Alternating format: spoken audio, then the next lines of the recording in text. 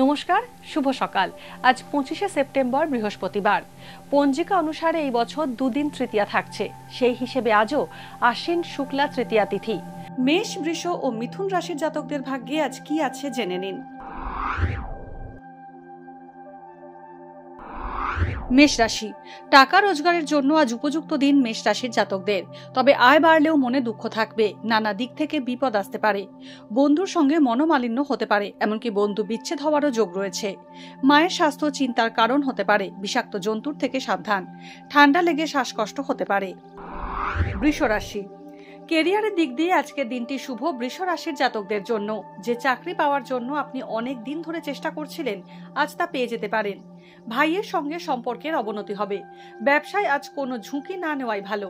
স্বামী ও স্ত্রীর মধ্যে সম্পর্কে ভুল বোঝাবুঝি হতে পারে।